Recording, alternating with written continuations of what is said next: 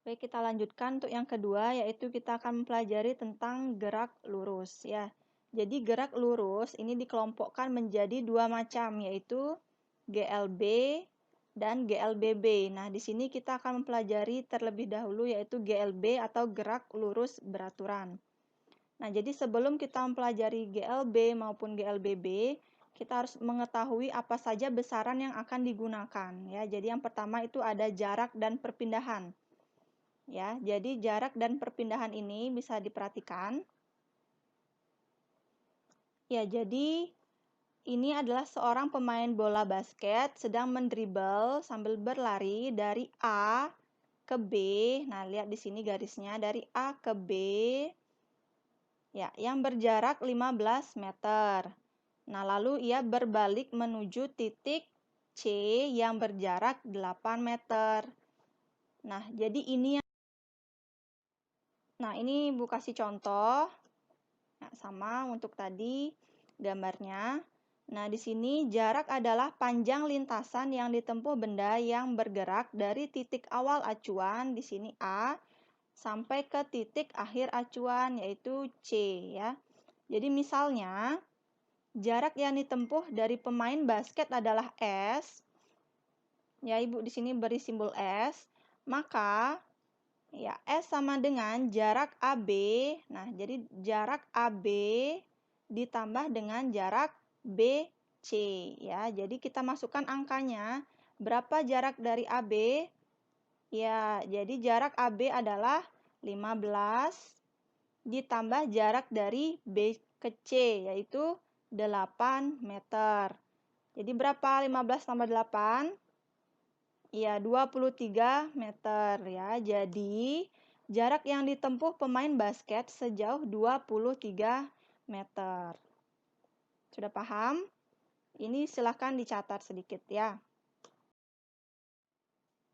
Ya, kita lanjutkan. Nah, untuk contoh dari perpindahan, gambarnya masih sama seperti yang tadi. Nah, jadi perpindahan itu adalah perubahan kedudukan suatu benda atau sistem dengan memperhatikan arah perubahan letak benda dan sistem tersebut.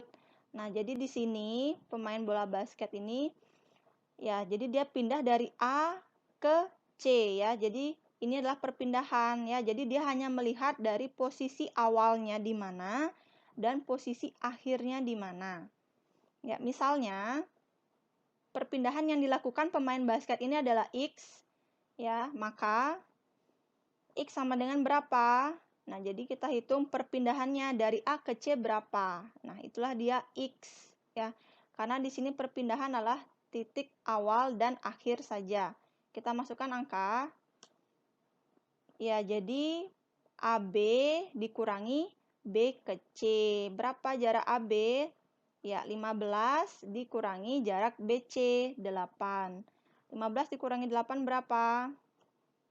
Ya, 7 meter. Jadi, perubahan pemain basket sejauh 7 meter ya. Jadi, ini adalah perpindahan.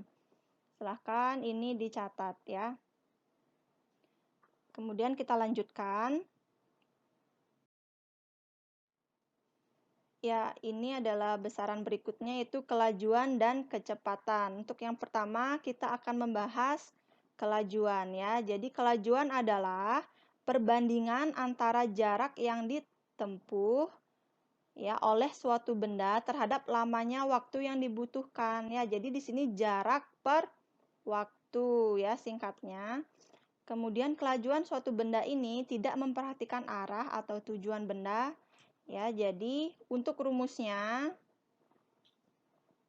ya di sini kelajuan itu simbolnya V. Ya, jadi rumus kelajuan adalah jarak tempuh per waktu tempuh. Untuk jarak tempuh di sini simbolnya S, waktu tempuh simbolnya T ya. Jadi untuk kelas 7 kemarin juga kita sudah sedikit mempelajari tentang simbol-simbol ini. Ya, di sini ada keterangannya. V itu kelajuan, satuannya ini ya, di belakang ini namanya satuan. Jadi M per S. M ini meter per S ini sekon ya. Jadi kemudian kalau S atau jarak yang ditempuh itu satuannya meter, Kemudian T yaitu waktu tempuh adalah satuannya ya sekon ya. Jadi ini silahkan dicatat ya. Jadi untuk rumusnya itu adalah V sama dengan S per T atau kelajuan sama dengan jarak tempuh per waktu tempuh. Ya, setelah ini kita akan mempelajari contoh soal. Ya, di sini Ibu kasih contoh untuk kelajuannya.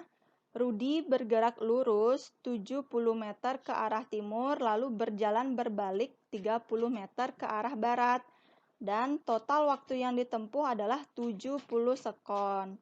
Carilah yang pertama A, kelajuan Rudi, kemudian yang kedua adalah kecepatan Rudi ya. Jadi di sini caranya mengerjakan, kalian tulis dulu yang diketahui, apa saja yang diketahui untuk yang kelajuan. Ya, di sini apa 70 meter ya. Silahkan dicatat. Ya, di sini yang diketahui kita tulis dulu jarak tempuh. Nah, jarak tempuh Rudi di sini dia 70 meter ke arah timur. Ya, kita catat di sini ya, jarak tempuh 70 meter. Kemudian berbalik lagi ke arah barat yaitu sebanyak 30 meter. Kita tulis juga di sini 30 meter. Nah, berarti jaraknya berapa? Ya, jadi 70 ditambah 30 yaitu jarak tempuh Rudi adalah 100 meter. Kemudian apalagi yang diketahui? Silahkan dibaca lagi soalnya. Ya, di sini ada keterangan bahwa total waktu yang ditempuh adalah 70 sekon. Kita tulis di diketahui. Waktu tempuh simbolnya T sama dengan 70 sekon. Nah, jadi semua yang diketahui ini sudah kita tulis di sini. Setelah diketahui, kita akan tulis ya ditanya. Apa yang ditanya? Yang poin A ini adalah ya kelajuan. Ya, kita tulis di sini yang ditanya adalah kelajuan, simbolnya V. Silahkan diisi titik-titik tanda tanya. Kemudian kita hitung. Ketika menghitung, kita masukkan rumusnya. Apa yang cocok?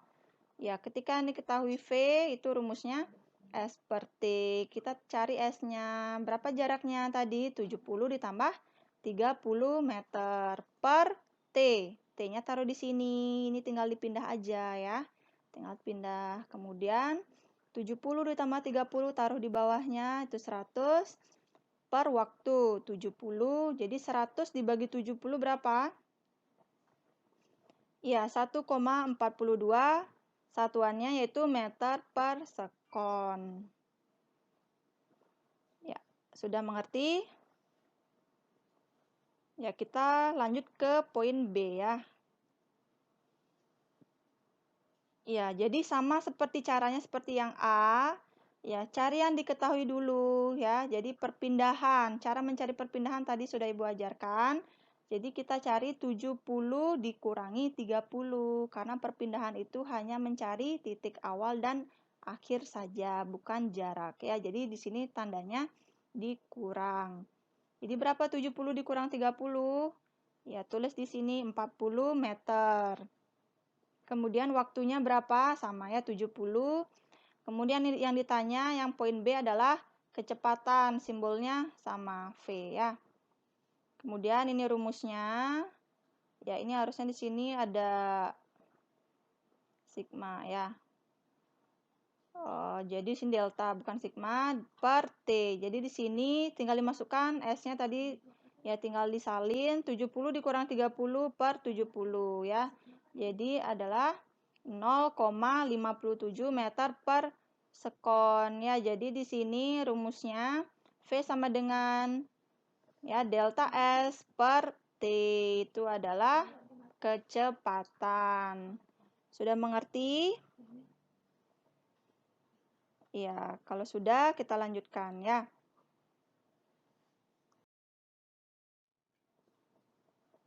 Ya, kalau kecepatan ya di sini besaran vektor ya artinya gerakan benda memperhatikan nilai dan arah. Ya, tadi sudah Ibu sempat singgung untuk contohnya.